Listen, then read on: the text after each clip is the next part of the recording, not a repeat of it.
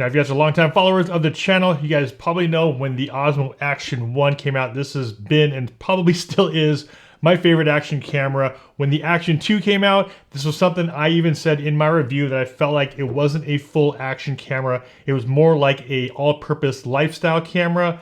And the one thing I really wish that they did is come back with the Action 1.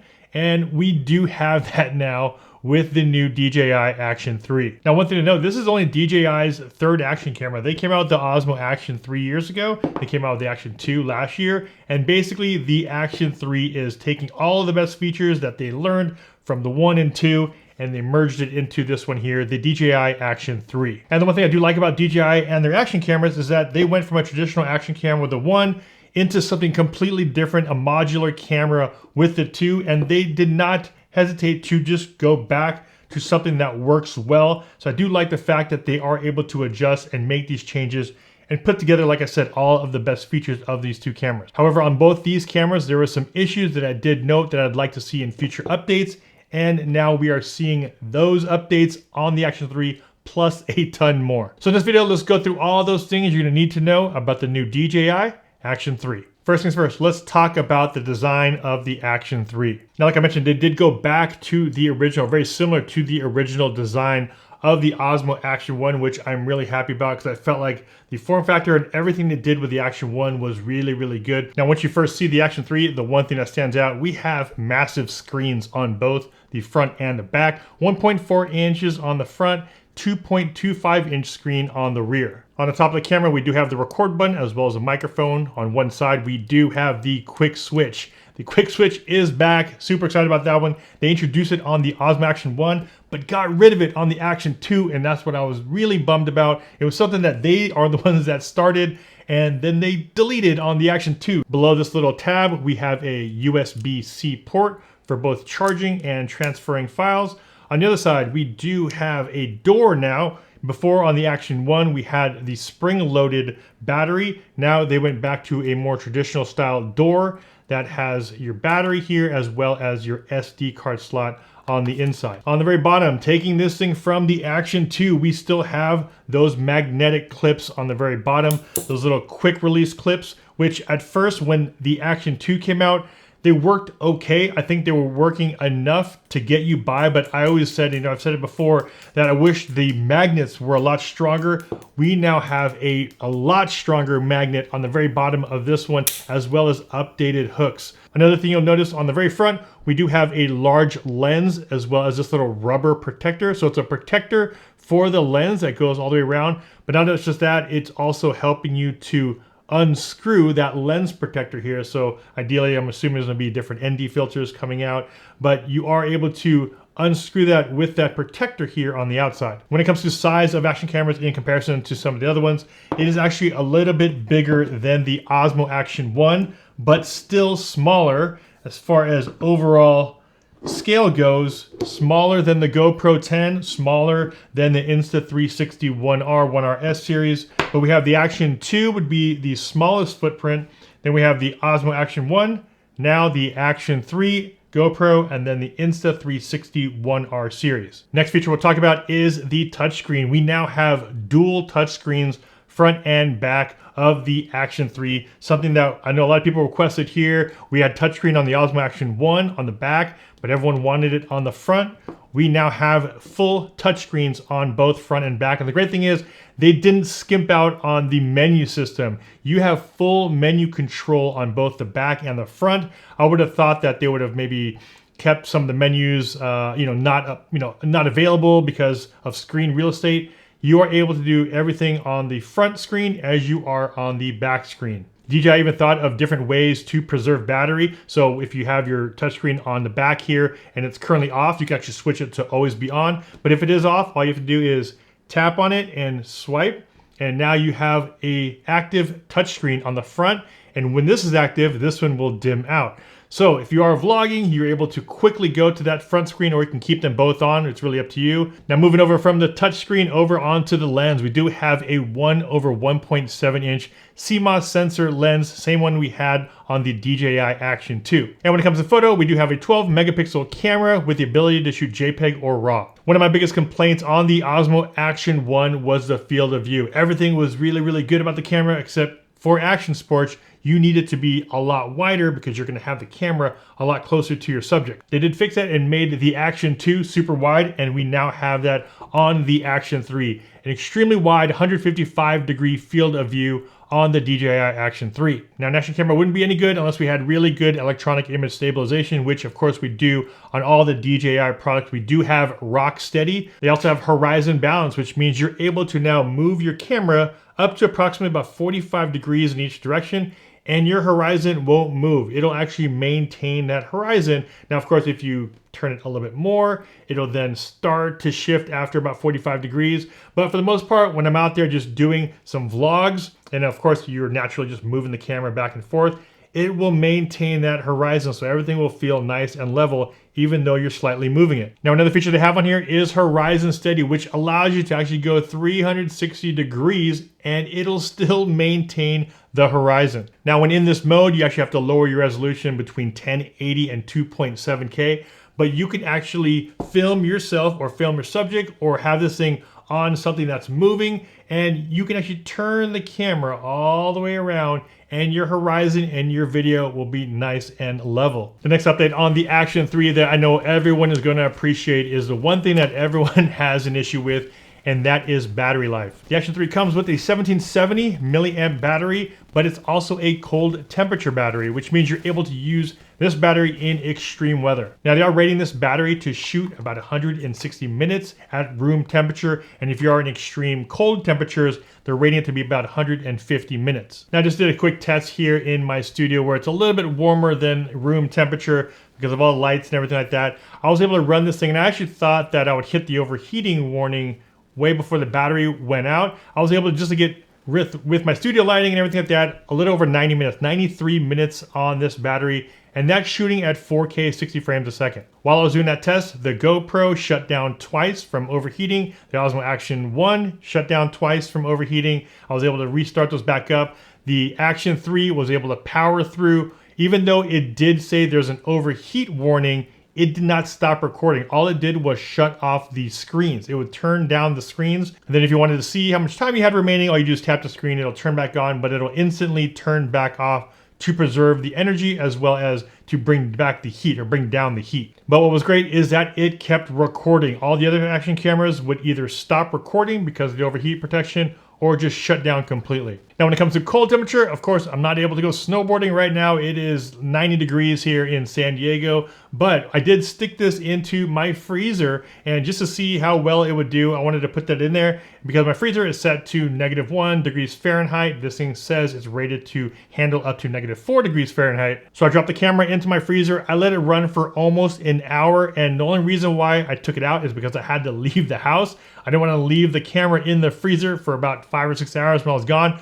But I left it in there for almost an hour, 55 minutes, and it was still recording. Now, when it comes to mounting your action camera, they went with the Action 2. They're keeping with that magnet as well as the 2 hooks on the side. And this is actually one of their new sticks from their Adventure combo, which is really cool. So it extends out, and it also has the magnetic adapters here. So they are using that. So if you do have the Action 2, really good news that you can use all of those magnetic clips or those magnetic quick releases now for the Action 3. After using the Action 2 for a while, I've actually come around to enjoy using this quick release. Like I said, the one downfall of it was the magnet wasn't as strong as it needed to be. They made that update here on the Action 3, but what I like about it is that if I use it for something like this, where I'm able to just do my handheld vlogs, what's easy with this system is that if you wanted to just quickly pop this off, now you can easily put it onto your chest mount, you can easily put it onto your helmet, to your car mount. I actually have a mount in my car,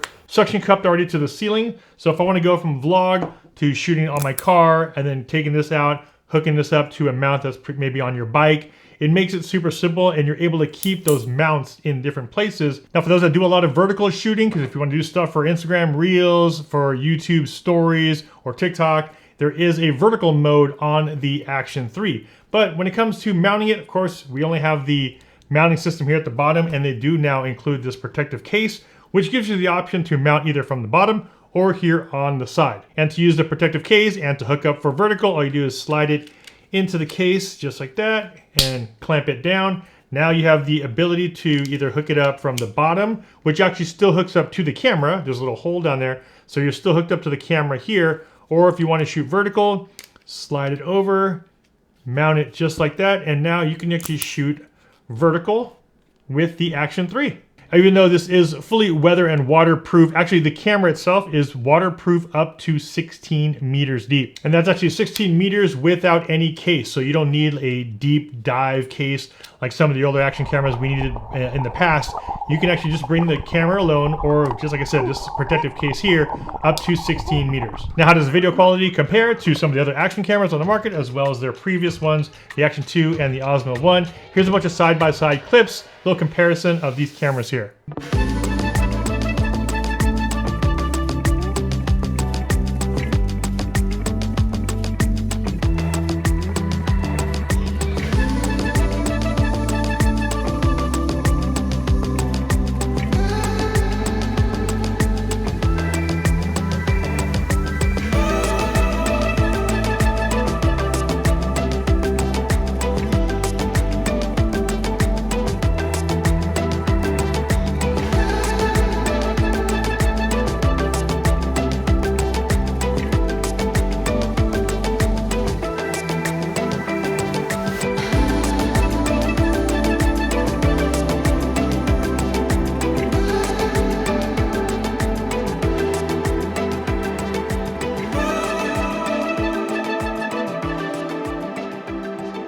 As far as video profiles go, we do have the normal Action 3 or DJI profile, as well as D-Cinelike. So if you want to have a little bit flatter profile, you want to switch it over to D-Cinelike, gives you a little bit more options in post-processing. Now, I did talk about battery life a little bit earlier, and battery life on this thing is really, really good. The one thing that they do now include is, if you get the Adventure combo, is that they include this right here, which is a little battery carrying case. Now, you're able to keep up to 3 batteries here and plug this in. And what's great about the new batteries now is that you're able to charge these up a lot quicker. Now, there is no charging brick included in the camera. This seems to be very common now with phones and drones and cameras now, where you don't get the charging brick. They'll include the USB-C cord, but no charging brick. Now, DJI is going to be selling a 30-watt charging brick separately, and with that 30-watt charging brick, you're able to now charge up your battery from 0 to 80% in about 18 minutes. Also, if you do have this case, you're able to use it as an external charger. So if you have a couple of your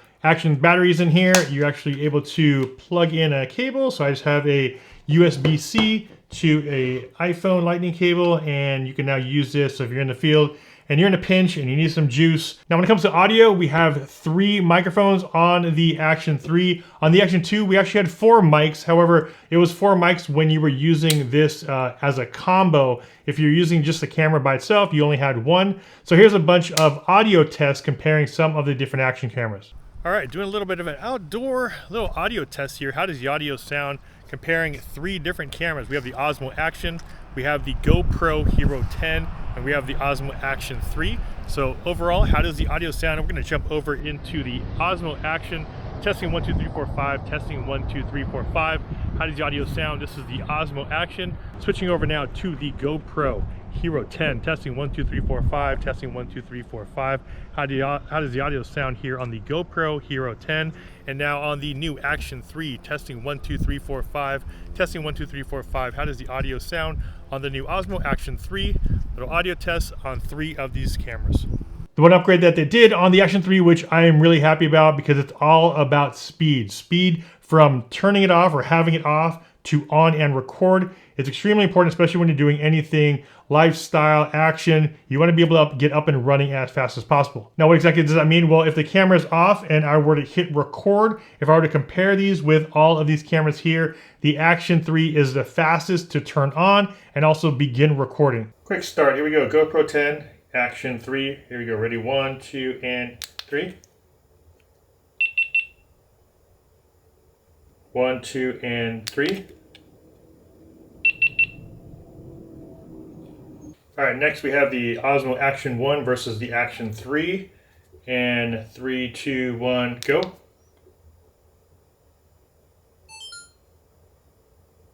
Osmo Action 2 versus the Action 3.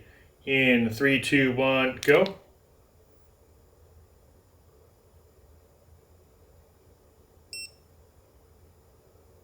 Here we have the Insta361 RS versus the Action 3. Here we go. In 3, 2, 1, go.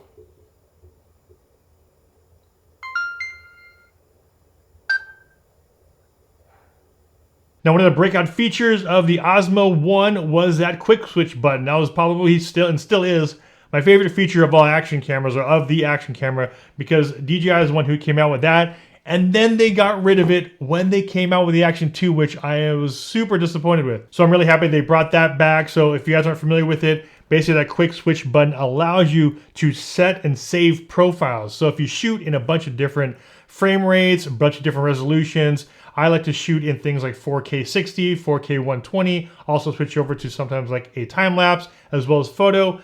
I can now save all those parameters that I made. So if I shot in a flat profile and if I shot in a wide field of view, I'm not able to save all of those settings as a profile here on the back of the camera, and you're able to save up to 5 different profiles. The one thing I really like about DJI and their user interface is that it is extremely simple, clean, and intuitive. They've taken the Osmo Action 1 menu and refined it. As you can see, a lot of the icons, a lot of the contrast, everything just looks a lot crisper, a lot cleaner on the Action 3. One feature that they brought over from the Action 2 is you are able to digitally zoom in 4K, and actually all of the resolutions you're able to zoom in at different levels. So if you're at 4K and you're at 4K 30, you're able to zoom in all the way up to 4 times just by pressing on the very bottom right. Now, while you can actually shoot 4K 120 out of the standard video setting, you can actually put it into slow-mo. So you can actually select slow-mo and then it'll automatically slow the footage down